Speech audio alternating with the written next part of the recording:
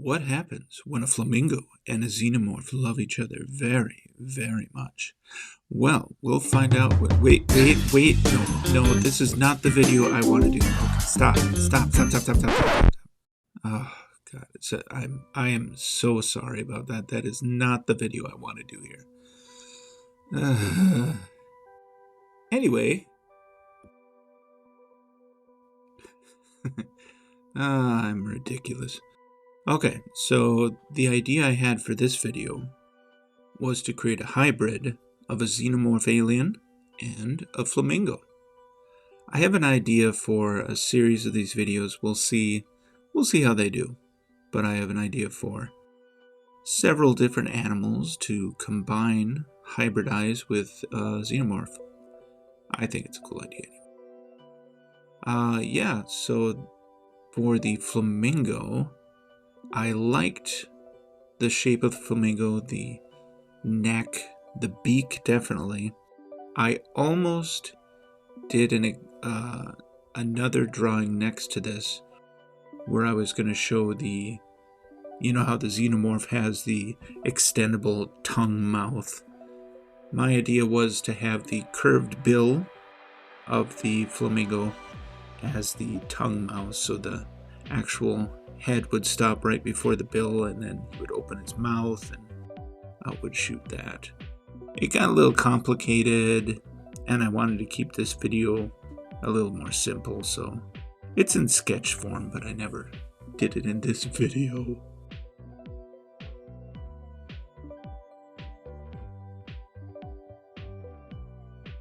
That aside, I really did enjoy sketching this up.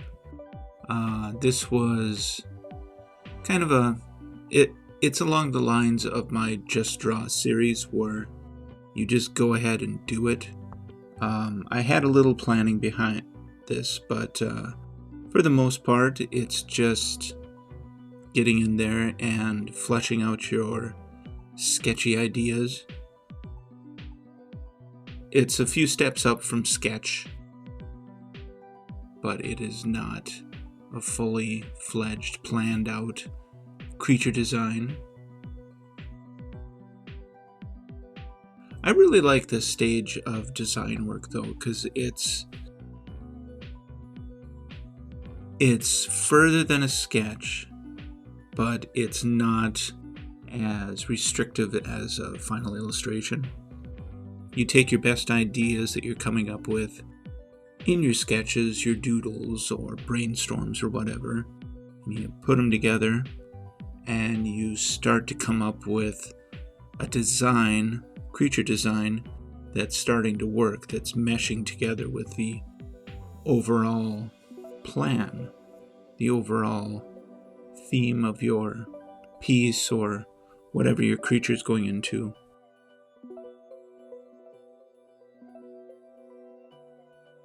I really enjoyed the neck of the flamingo as a hybrid of the xenomorph. I think that has a lot of potential. Yeah, I took bits and pieces that I've seen in, the xenomorph warrior designs and stuff like that. Like that shoulder clavicle piece going around his shoulder muscles there. That is kind of from an alien warrior, xenomorph warrior. I like the idea of switching its wing into a spindly little arm, almost like a dinosaur. Flamingos have they have very flamboyant everything, but they have very flamboyant feathers on their back that kind of stick out. And I thought that was very reminiscent of the aliens' spines that stick out. I like that. The legs were okay. It just kind of... I ended up sticking to the flamingo leg for the most part with a few spikes, a bit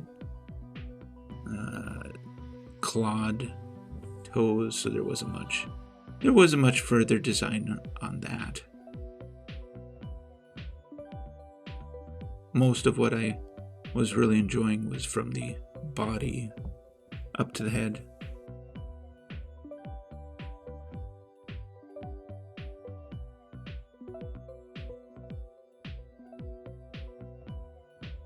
As you'll see as I move along and I get more close-ups, some of the pencil line work for things like the spines, when I started throwing in some, I don't know, I guess you call them detail lines.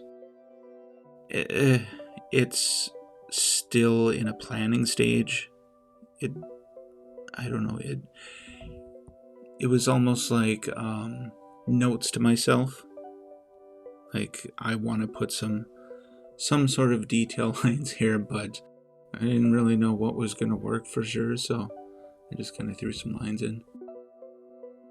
They don't look necessarily anatomically accurate if it were real.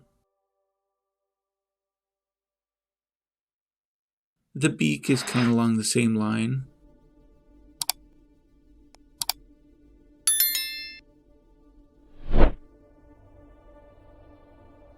With the beak, I knew that I wanted to change it from more of the smooth surface to something a little more textured. I think that would be something that I would concentrate more on a following design. Yeah, there you can see on the spines, it's just kind of some lines thrown in.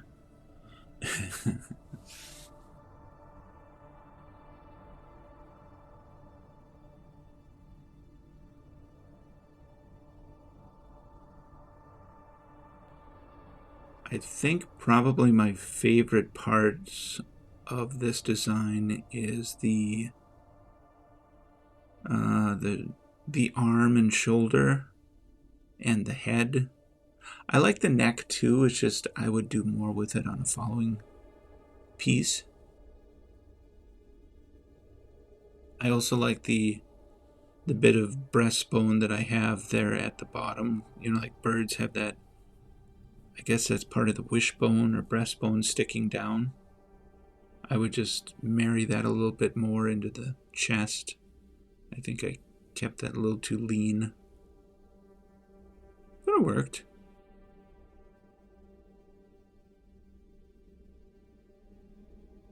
Yeah, there on the legs and feet, it's practical, but it's not really interesting. It's just kind of utilitarian. Yeah, it's some legs and feet. They walk. And then I moved on from there. You could tell which parts that I was more interested in just by looking at it. And that happens. A lot of the time when you design, or when you're just drawing for yourself too, sometimes you lose interest in different parts of the piece, or maybe this piece I want to work on something interesting around the head or his hands or something he's carrying, and that's fine. So you just concentrate on that piece and the rest is left sketchy. Sometimes it can make it very interesting to look at. So you can see the process on the sketchy parts and see how everything ended up in the detail parts.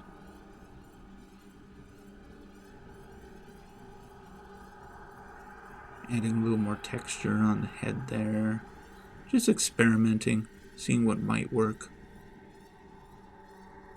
On a piece like this too, you can't go in hesitant, I feel. Just like the series is called, just draw. If it works, fine. That's great. If it doesn't, either move on and make a new piece, or that's what erasers are for. Okay, I think as I'm using the mechanical pencil here, I'm kind of wrapping things up. And there it is. A hybrid of a flamingo and a xenomorph. It's a lot of fun to work on. I think I will come up with something else. Alright, until next time.